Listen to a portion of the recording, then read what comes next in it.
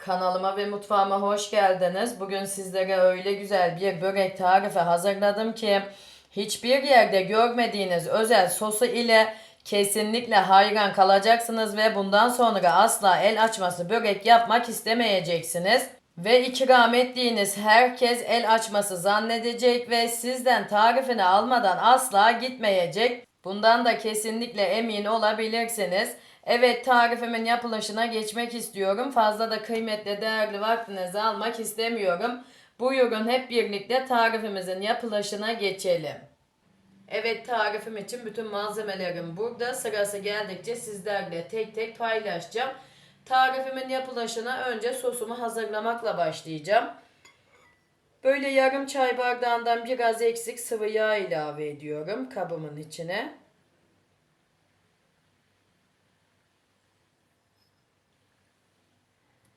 Bir çay bardağı da soda ilave ediyorum. Bir paket de sıvı krema ilave ediyorum.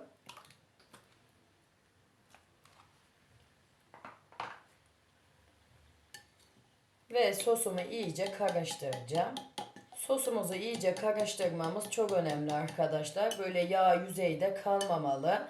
Malzemelerimizin hepsi bir bütün olmalı karışıp.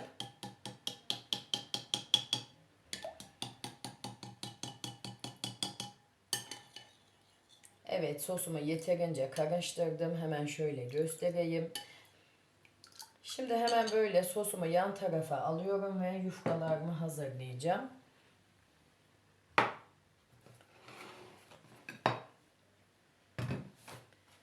Burada 2 tane yufkam var. Hemen yufkalarımı açıyorum. Ve üzerindeki yufkamı alıyorum. Böyle pişmiş tarafını iç tarafa getireceğim. Sizler de yufkanızın pişmiş tarafını iç tarafına getirin. Hemen böyle sosumdan ilave ediyorum bolca. Ve her tarafına gelecek şekilde sosumu dağıtıyorum.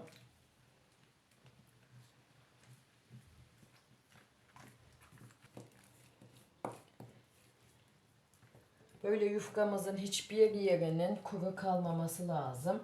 Elimizden geldiği kadar dağıtalım sosumuzu. Evet, tamam, yufkamın her tarafına gelecek şekilde sosumu dağıttım. Şimdi ikinci yufkamı üzerine alıyorum.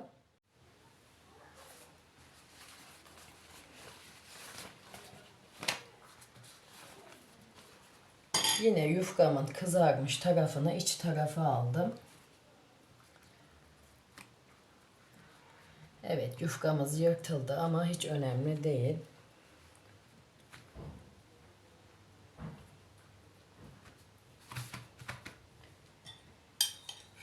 Şimdi kalan sosumu da ikinci yufkamın üzerine ilave edeceğim.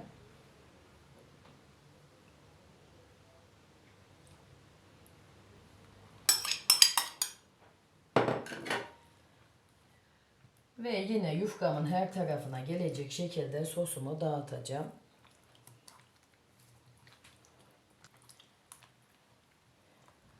Her tarafına gelecek şekilde sosumu dağıttım. Şimdi hemen böyle bir mutfak aparatımla kesiyorum. Sizler bıçakla da kesebilirsiniz. İlla ki böyle bir aparatınızın olmasına gerek yok.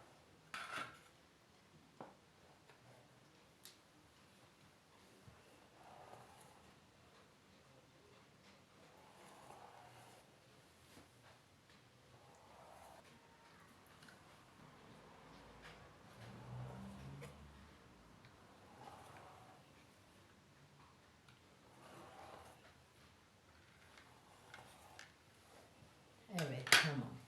Şimdi peynirimden ilave ediyorum ve sarmaya başlıyorum. Peynirimin miktarı da 150 gram. Bunu da belirtmiş olayım. Hemen böyle kenar kısmını bu şekilde içe doğru alıyorum ve sarmaya başlıyorum.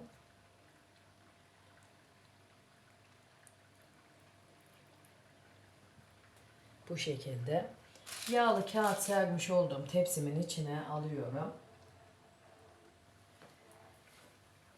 Yine peynirimden biraz ilave ediyorum.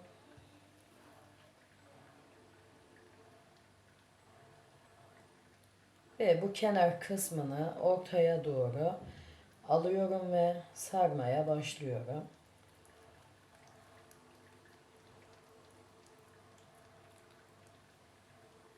Böyle bu şekilde. Hemen böyle bir tane daha göstermek istiyorum. Yine peynirimden ilave ettim. Bu uç kısmını içe doğru alıyorum ve sarmaya başlıyorum. Bu şekilde. Evet, şimdi hepsini sizlere gösterdiğim gibi yapıp bitireceğim.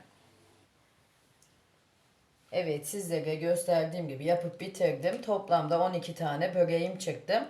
Hemen bunu da belirteyim arkadaşlar. Benim bir gün önceden artmıştı yufkam. O yüzden de ben bu şekilde değerlendirmek istedim ve yufkam bu yüzden az.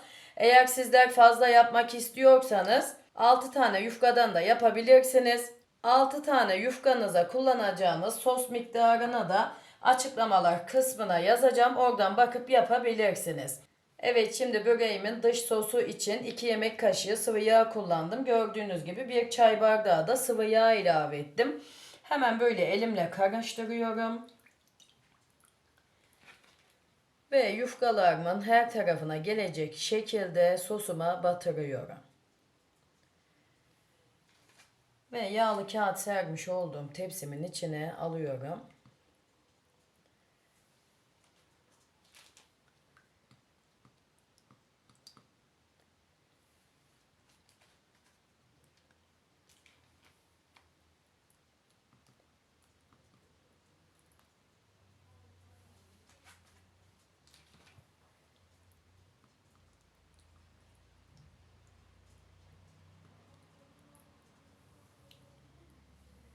Böyle sosumuzu iyice alalım ki tepsimizin içine sos birikmesin.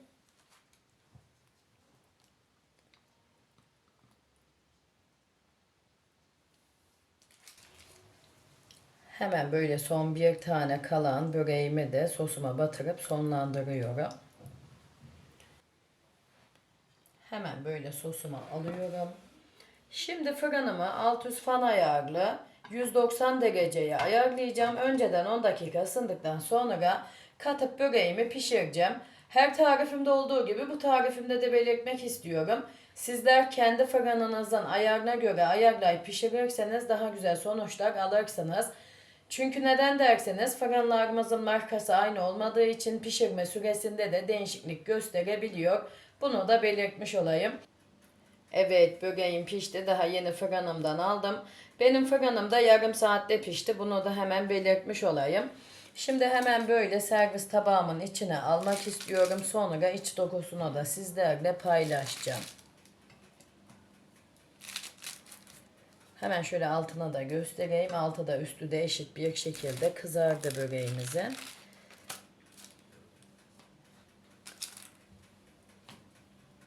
Evet, bütün böreğimi servis tabağımın içine aldım.